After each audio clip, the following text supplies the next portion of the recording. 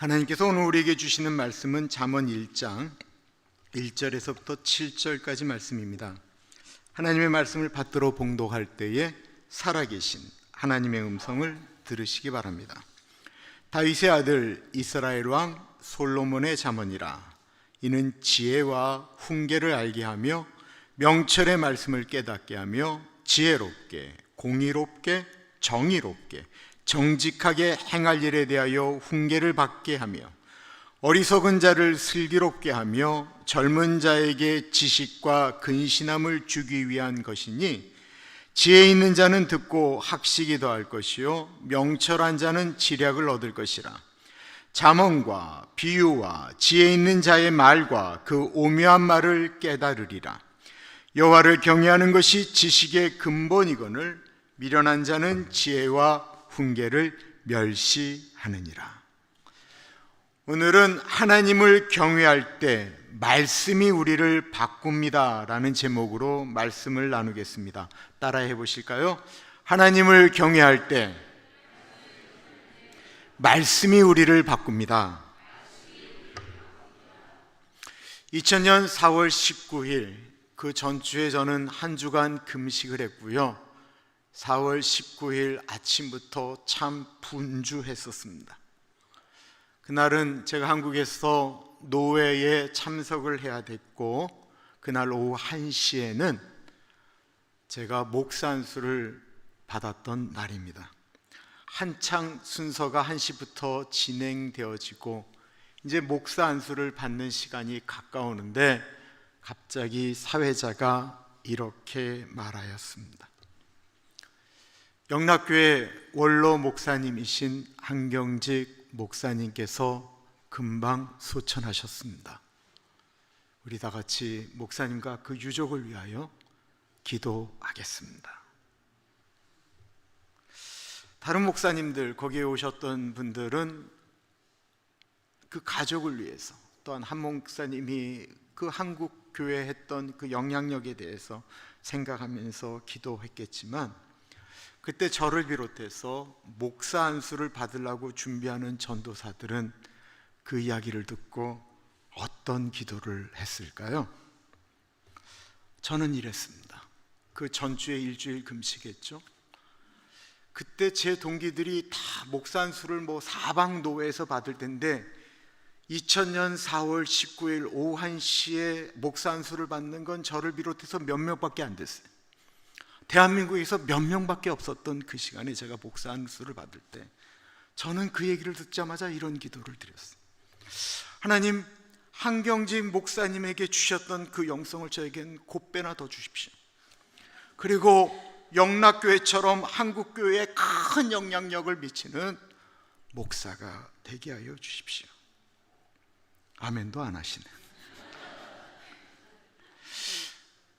전도사들이 큰 교회를 갖는 게 꿈이 아니다, 그건 거짓말인 것 같아요. 전도사들은 다 그런 꿈이 있어요. 일반적으로 신학교를 졸업하면 교회에서 일을 하는데, 저는 목사 안수 받기 전까지 교회가 아닌 선교단체에서 대학생들을 지도하고 있었고, 목사 안수를 받으면 캠퍼스를 떠나서 그때부터는 교회 사역을 본격적으로 하려고 생각하고 있었는데, 내가 목사 안수를 받자마자 한경직 목사님이 돌아가셨다라는 거예요. 그리고 저는 이력서도 늦지 않았는데 마치 하나님께서 그 기도를 응답하신 것처럼 목사 안수를 받자마자 여러 교회에서 너무나도 좋은 조건으로 저보고 오라고 이야기를 하는 거예요. 제가 이력서도 내지 않았는데, 그리고 제가 일했던 이화여대 선교단체에서는 저한테 총무자리를 제의했습니다. 교회로 나가지 말고 선교단체를 풀로 이끌어가라는 거였어요.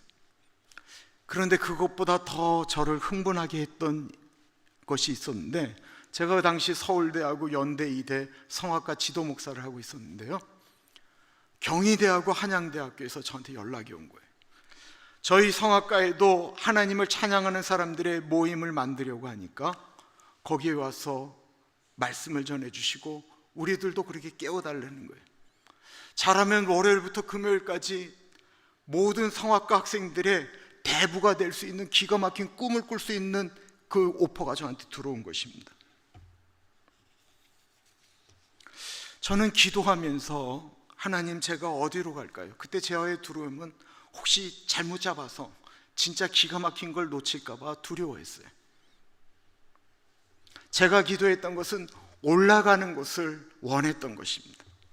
더 높이 올라갈 수 있는 것, 내가 무엇을 선택하면 가장 높이 올라갈 수 있는 것을 줄 수 있을까? 제가 여러 교회에서 받은 청빙과 여러 단체에서 연락이 온 것을 알고 계셨던 그 당시 제가 섬겼던 선교단체 총무였던 이용희 교수님이 갑자기 저를 부르셨습니다. 그리고 저에게 어디로 가기로 결정했느냐라고 물으셔서 제가 아직 결정하지 못했습니다 라고 말씀드렸더니 갑자기 뜬금없이 김 목사, 그러면 미국에 5년만 다녀와라 라고 말씀하시는 거예요. 미국은 당시 저에게 전혀 고려사항이 아니었을 뿐만 아니라 저는 더 이상 공부를 하고 싶은 마음도 전혀 없었기 때문에 저보고 왜 미국을 가라고 하십니까? 라고 여쭈었을 때 이용희 교수님이 저에게 한국 교회가 너무 부정직하고 한국 목사들이 너무 부정직한데 미국의 문화는 정직한 문화이니 한 5년 정도 미국에서 살다 오면 굳이 정직하려고 김 목사가 애쓰지 않아도 정직이 몸에 배일 것이다 라고 말씀하셨어요. 그 말이 안 되는 이야기였기 때문에 그냥 무시했습니다. 그런데 기도만 하면 높이 올라가고 싶어서, 출세하고 싶어서 눈이 먼 목사에게 앞날을 보장할 수 없는 선택, 5년 공부하러 미국에 가는 것도 아니고 정직을 배워서 오라고 하는 그 말씀이 마치 내 심장을 콱콱 찌르는 말씀으로 기도만 하면 저에게 느껴지는 거예요. 신앙생활 하시면서 설교 말씀 가운데 기도하시면서 성경 말씀을 읽으면서 큐티하면서 혹시 우리의 가슴이 콕콕 찔림을 받으신 적이 있으십니까? 오늘부터 잠언으로 생명의 삶 큐티가 시작되어지는데, 잠언은 잠이 안 올 때 읽으라고 잠언일까요? 아니면 찌르라고, 찔리는 말씀이라고 잠언일까요? 이 잠언이란 말의 잠자는요, 바늘잠, 찌를잠, 그리고 말씀원, 그래서 잠언은 실제로 찌르는 말씀이다라는 뜻입니다. 그러므로 잠언은 예수 믿는 우리들이 이 세상을 어떻게 살아가야 하는지 찔러서 정신 차리도록 만드는 하나님이 주신 말씀입니다. 잠언이 무슨 말씀이라고요? 찌르는 말씀입니다. 그래서 우리는 잠언을 읽을 때마다 졸려하는 것이 아니고 아야 아야 소리를 내며 읽어야 된다라는 거예요. 잠언은 하나님이 솔로몬에게 지혜를 주셔서 쓴 하나님의 말씀이지요. 1절을 보십시오. 다윗의 아들 이스라엘 왕 솔로몬의 잠언이라. 솔로몬이 다윗 왕에 이어서 왕이 되자 첫 번째로 한 것이 있다고 하면 하나님께 1000번의 제사를 드렸고, 그것을 보통 우리는 1000번제라고 말을 합니다. 왜 그렇게 간절하게 1000번의 제사를 왕이 되자마자 하나님께 드렸을까요? 솔로몬은 백성들을 제대로 통치하지 못할까 두려웠고, 아버지 다윗과 비교되면서 자신이 잘못할까 봐 그는 하나님을 바라보았던 것입니다. 1000번제가 끝난 후 솔로몬이 잠이 들었는데 하나님이 솔로몬에게 나타나셨습니다. 그리고 내가 너의 제사에 진짜 감동을 했는데 내가 네가 원하는 것을 들어주마. 너는 무엇을 원하느냐? 라고 물으셨습니다. 와, 기도 1000번 하니까 하나님이 나타나셔서 너 기도 내가 들었는데 너 뭐 원하니? 라고 말씀하시면 뭐 달라고 하실래요? 솔로몬이 무엇 달라고 했습니까? 어느 나라와도 싸워 이길 수 있는 싸움 잘하는 기술 달라고 했나요? 세상에서 가장 큰 부자로 살게 해달라고 했나요? 아니면 세상에서 가장 오래 살게 해달라고 했나요? 지혜 달라고 했나요? 예, 지혜 달라고 했어요. 솔로몬은 백성들을 잘 다스릴 수 있는 지혜를 달라고 했습니다. 솔로몬의 그 간청이 얼마나 하나님 듣기에 좋으셨는지 하나님은 솔로몬에게 지혜뿐만 아니라 엄청난 재산도, 그리고 솔로몬 때는 다른 나라와 싸워서 지지 않는 강력한 군대도 주셨습니다. 그리고 우리를 찌르는 잠언의 말씀도 솔로몬이 하나님의 지혜를 받아서 쓰게 된 것입니다. 열왕기상 4장 29절에서부터 32절에 그것을 기록하고 있습니다. 하나님이 솔로몬에게 지혜와 총명을 심히 많이 주시고 또 넓은 마음을 주시되 바닷가의 모래같이 하시니 솔로몬의 지혜가 동쪽 모든 사람의 지혜와 애굽의 모든 지혜보다 뛰어난지라.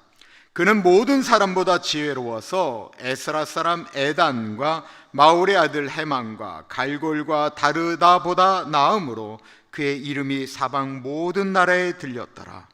그가 잠언 3,000가지를 말하였고. 우리가 하나님께 달라고 하면 하나님은 다 들어주시지만 그 기도하면 엄청나게 좋아하시며 꼭 주시는 것이 있는데 그 중에 대표적인 게 지혜입니다. 야고보서 1장 5절 말씀 우리 같이 한번 읽어보겠습니다. 시작. 너희 중에 누구든지 지혜가 부족하거든 모든 사람에게 후히 주시고 꾸짖지 아니하시는 하나님께 구하라. 그리하면 주시리라. 모든 사람에게, 지혜를 구하는 모든 사람에게 후히 주시고 그거 구하는 건 절대로 꾸짖지 않는다라는 거예요. 우리가 살다 보면 지혜가 필요할 때가 얼마나 많이 있습니까? 어떤 선택을 해야 될까 고민할 때 지혜가 필요하죠. 그런데 하나님께서 주신 이 지혜는 자신만을 위한 지혜가 아니라 나뿐만 아니라 내 주변 그리고 하나님이 만드신 이 세계를 하나님의 방식으로 끌어갈 수 있도록 우리가 선택하는 지혜를 의미하는 것입니다. 비록 다른 사람들보다 내 머리가 IQ가 뛰어나지 못한다고 할지라도 세상을 지혜롭게 살라고 하나님은 잠언을 통해서 우리에게 알려주신 것입니다. 그래서 정말로 잠언을 읽으면 지혜로워집니다. 2절에서부터 5절의 말씀을 보면 하나님께서 왜 잠언을 우리에게 주셨는지 정확히 말씀하고 있습니다.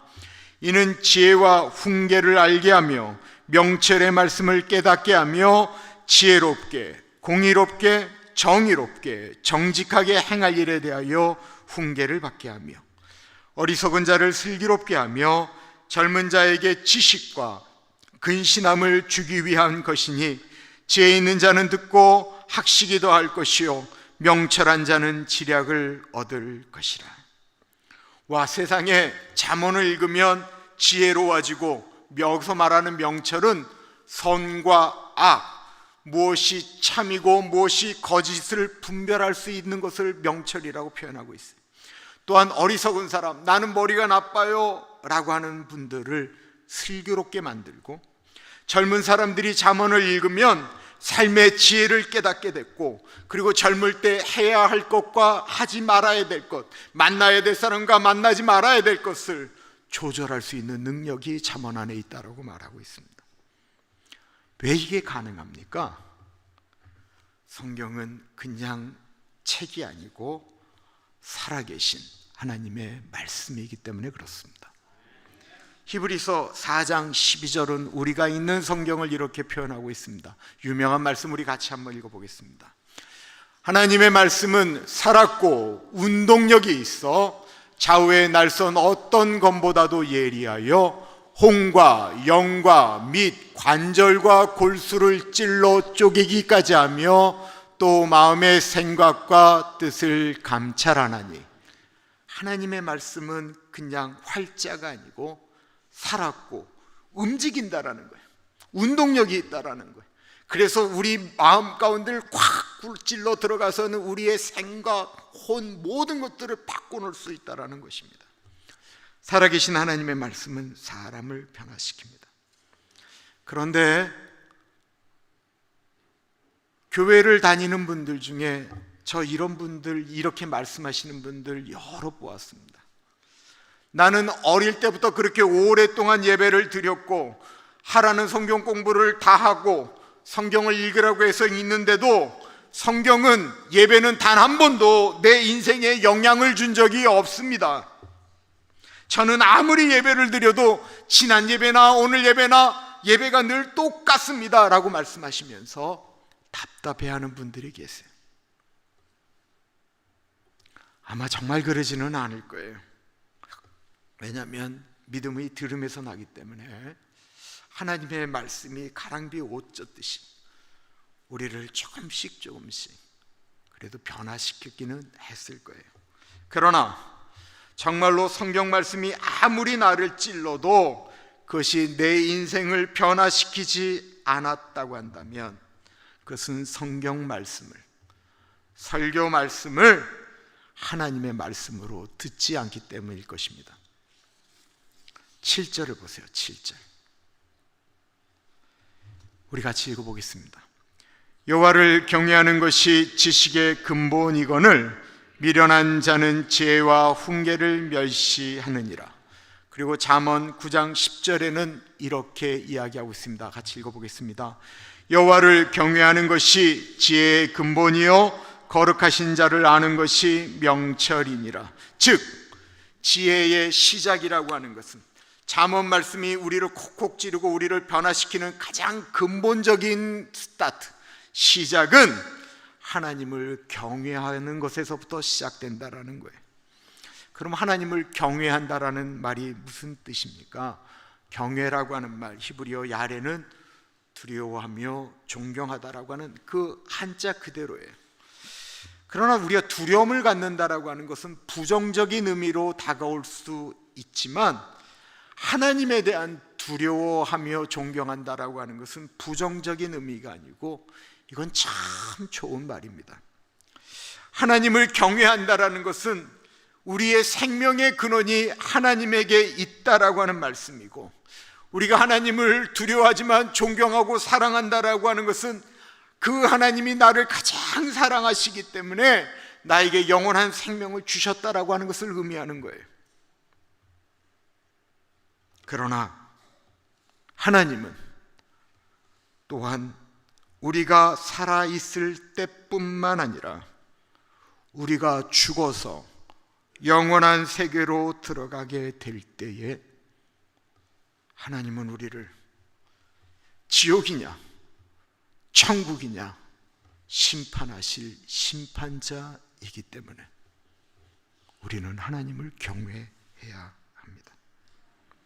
우리가 살아서 숨을 쉴 때보다, 우리의 숨을 쉬는 이 시간 아무리 길어봐도 100세라고 할 때, 우리가 숨이 멈춘 다음에 다시 살아나는 영원한 생명, 그것은 영원하기 때문에 더 무서운 것은 우리가 여기서 사는 것보다 죽었다가 다시 하나님 나라에서 눈을 떴을 때 우리의 삶이 어디서부터 다시 영원토록 시작되느냐를 하나님의 손에 가지고 계시기 때문에 하나님은 두려운 존재입니다.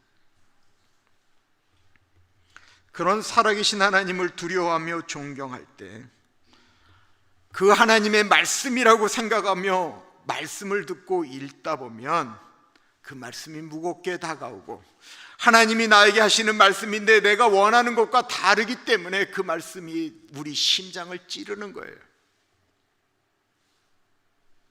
그러나 신앙생활을 한다 할지라도 하나님을 두려워하지 않는다고 한다면, 눈에 보이는 것을 하나님보다 더 신뢰하고 믿고 두려워한다고 한다면 그런 사람에 대해서 7절은 미련하다라고 말했습니다. 그런 사람은 지혜와 명철, 하나님의 말씀 가운데 하나님이 주시는 지혜와 명철은 무시하고 자신이 갖고 있는 세상의 지혜와 명철을 가지고 선택한다라는 거예요. 하나님의 말씀을, 하나님의 찌름을 무시한다라는 것, 우습게 여긴다라는 것입니다. 설교를 들으실 때 혹시 마음에 찔리는 설교를 들으면 목사가 설교로 자신을 친다, 꼬집는다라고 생각되어지십니까? 목사가 밥 먹고 무슨 할 일이 있어서 교인을 치겠어요? 그건 목사가 치는 게 아니에요. 목사가 설교로 찌르는 것이 아니고 성령님이 찌르시는 거예요. 성 어거스틴은 너무나도 방탕한 사람이었습니다. 그는 16살에 밖에 나가서 살다가 애를 16살에 낳았어요. 그런데 머리가 천재였던 이 어거스틴은 대학에 가서 수사학을 공부하고 20대에 교수가 되었습니다. 그리고 그는 어머니 모니카가 믿는 신앙을 저버리고 지혜를 쫓아가서 움직이다가 마니교라고 하는 이단에 들어가게 되었어요.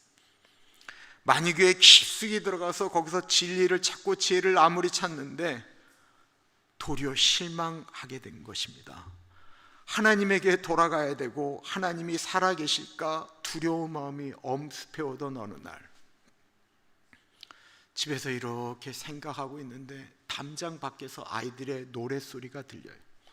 그 노랫소리는 들어 읽어라라고 하는 이야기였습니다. 들어 읽어라, 들어 읽어라, 들고 읽어라.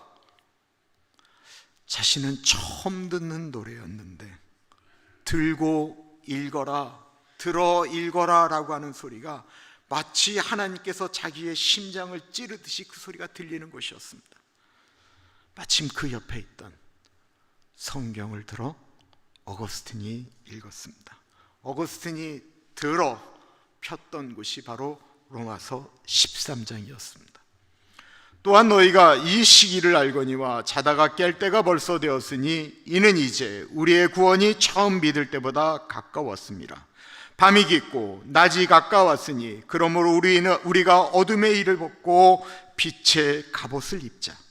낮에와 같이 단정히 행하고 방탕하거나 술 취하지 말며 음란하거나 호색하지 말며 다투거나 시기하지 말고 오직 주 예수 그리스도로 옷 입고 정욕을 위하여 육신의 일을 동무하지 말라. 살아계신 하나님을 경외하는 마음을 갖고 있을 때 그가 읽었던 로마서 13장의 말씀은 어거스틴의 인생을 뒤집어버리는 찌르는 말씀이 되었습니다. 그는 그 말씀을 읽고 죄와 어두움의 밤에서 깨어났습니다. 그리고 어거스틴은 초대 기독교 신학을 가장 든든하게 만드는 위대한 신학자가 되었습니다. 5만 번 기도 응답을 받았다라고 이야기되어지는 고아의 아버지 조지 밀러는 쾌락을 쫓아 살던 분이었어요. 자신이 교회를 아무리 다녀도 자기 자신에게는 하나님의 자녀라고 하는 느낌이 없는 거예요. 그리고는 늘 그냥 예배는 드리는데도 아무런 느낌 없이 터벅터벅 나가면 또 옛날 방식으로 여자 찾고 술 찾고 이렇게 살아갔어요. 남들은 무슨 예배를 드리며 특별한 체험도 한다고 하는데 왜 나는 하나님의 자녀가 될 수가 없는가? 라고 생각하던 이 뮬러가 어느 날 말씀을 듣는데 요한복음 1장 12절의 간단한 말씀이 뮬러의 심장을 찔렀습니다. 우리 같이 읽어보겠습니다. 영접하는 자, 곧 그 이름을 믿는 자들에게는 하나님의 자녀가 되는 권세를 주셨으니. 뮬러는 예배 때마다 나 예수님 영접합니다 라고 고백했거든요. 내가 예수님을 영접하는 순간 나는 하나님의 자녀가 된 것이구나, 나는 하나님의 아들이구나, 내 생각과 상관없이 하나님은 나를 하나님의 아들로 받아주셨구나, 이렇게 생각이 확신으로 들어오게 되자 그럼 내가 이렇게 더 이상 방탕하게 살면 안 되지, 이제 내가 하나님의 자녀답게 살아야지. 요한복음 11장 12절 말씀은 조지 물로만 변화시킨 것이 아니고요, 영국의 산업혁명 가운데 버려진 무려 15만 명의 고아들을 먹여 살리는 말씀이 되었습니다. 한 사람이 찔리는 말씀 때문에 삶을 변화시켰더니만 무려 15만 명의 부모가 없는 고아들을 먹고 살게 만들었다라는 거예요. 찔리는 말씀을 붙들 때 삶이 바뀌는 것입니다. 지금은 돌아가신 시인 중에 이인숙이라고 하는 분이 계세요. 이인숙. 날 때부터 내상마비로 태어나서 어릴 때부터 세상을 저주하며 사셨습니다. 왜 나는 뇌성마비야? 왜 세상은 이렇게 불공평해? 하나님이 있다면 좀 나와보라고 해. 다른 사람들은 다 행복해 보이는데 나만 불행해. 뇌성마비의 눈으로 세상을 바라보고 사람을 바라보고 하나님을 바라보니 모든 것들이 다 원망스러웠는데, 그랬던 이 이인숙 선생님이 극적으로 예수님을 만나게 됩니다. 그분의 삶에 하나님을 경외하는 마음이 들어가자 그는 자기의 삶을 저주하며 미워하기보다는 자신을 사랑하기 위하여 하나밖에 없는 아들 예수 그리스도를 보내주신 하나님의 사랑을 시로 고백하기 시작했습니다. 지금으로부터 34년 전 1989년도 그 이재철 목사님이 하시는 그 홍성사라고 있는데요, 거기서 주 예수 나의 당신이여 라고 하는 제목으로 이인숙 시인의 시집이 나왔는데, 이 이인숙 시인의 시집을 보던 한 국어 선생님이, 작곡도 하고 작사도 하던 복음가수 국어 선생님이 그 시집을 보면서 너무 감동을 받아서 거기에 곡을 붙였습니다.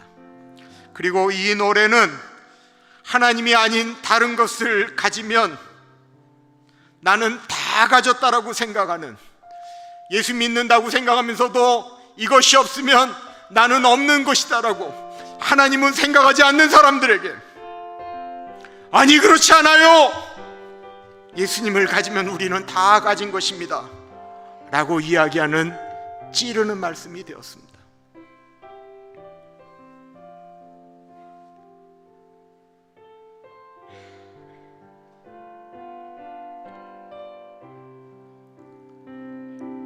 나는 없어도 당신이 곁에 계시면 나는 언제나 있습니다. 나는 있어도 당신이 곁에 없으면 나는 언제나 없습니다. 당신이 있으므로 나도 있고, 당신의 노래가 머무므로 나는 부를 수 있어요. 주여, 꽃처럼 향기 나는 나의 생활이 아니어도 나는 당신이 좋을 수밖에 없어요. 주 예수 나의 당신이, 빛이 없어도 환하게 다가오시는, 환하게 다가 주 예수 나의 당신이여, 주 예수 나의 당신이여. 음성이 없어도 똑똑히 들려주시는 주 예수 나의 당신이여. 당신이 계심으로 나도 있고, 당신의 노래가 머무므로 나는 부를 수 있어요. 주여, 꽃처럼 향기 나는 나의 생활이 아니어도 나는 당신이 좋을 수밖에 없어요. 주 예수 나의 당신. 나는 없어도 당신이 곁에 계시면 나는 언제나 있습니다. 나는 있어도 당신이 곁에 없으면 나는 언제나 없습니다.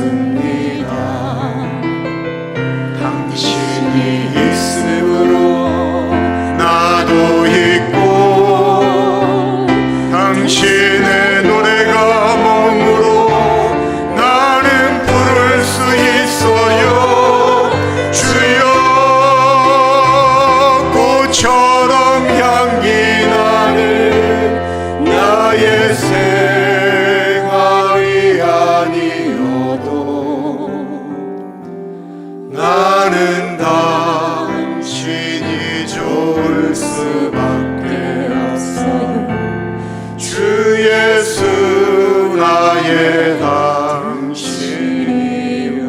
주 예수 나의 당신이요. 주 예수 나의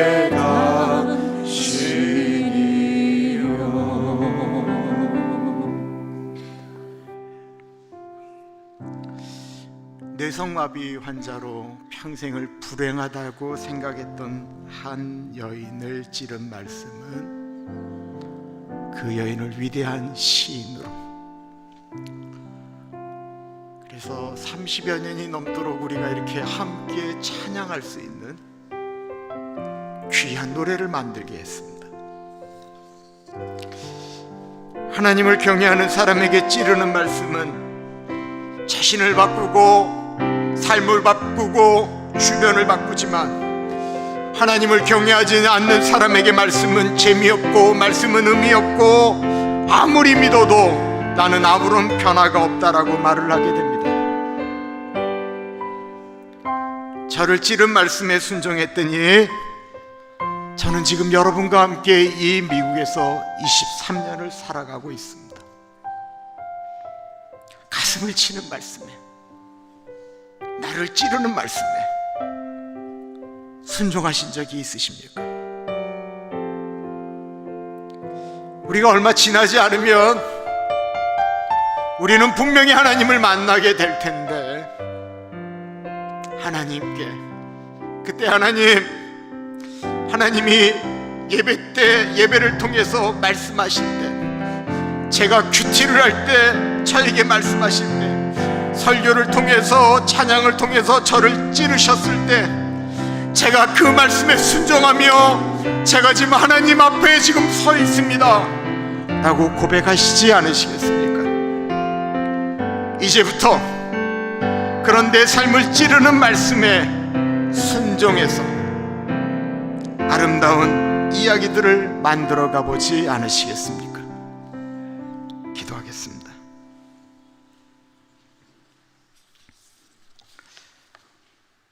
참으로 존귀하신 하나님 아버지, 하나님의 말씀이 살아있고 운동력이 있어 좌우의 날선 어떤 검보다도 예리하다고 하는데 왜 사람이 변화되지 않는가? 왜 나는 달라지지 않는가? 성경은 분명히 하나님을 경외함으로 그 말씀을 받아 순종하면 우리의 삶이 변화되어진다라고 말씀하고 있는데, 하나님, 이제 우리가 말씀을 듣고 결단합니다.